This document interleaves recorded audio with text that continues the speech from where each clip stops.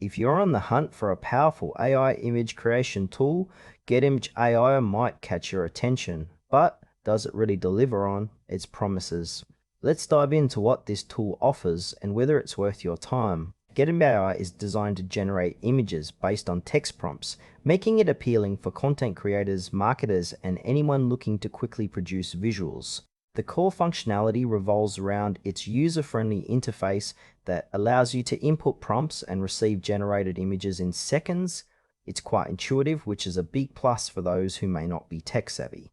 However, I noticed some areas that could use improvement. For instance, while the tool showcases a variety of styles, the quality of the images can be hit or miss depending on the complexity of your prompt.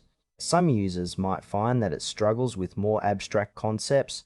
The intended audience seems broad, but it feels particularly tailored for social media marketers or bloggers who need quick, eye-catching visuals. Overall, it's a solid tool, but I do wish there was clearer information about the underlying technology and how it handles different prompt types.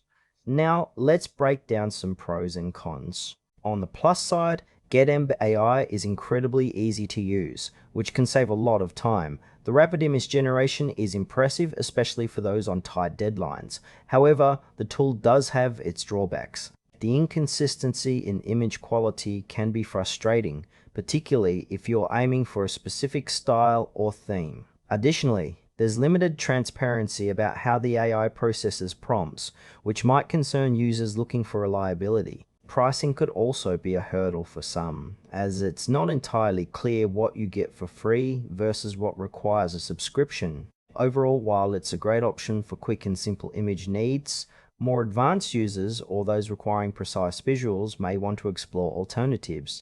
In conclusion, Getimg AI is a decent choice if you need fast, simple images. It's particularly useful for casual users or those just starting out in content creation. However, if you're looking for high-quality, consistent results, it might be worth checking out other options.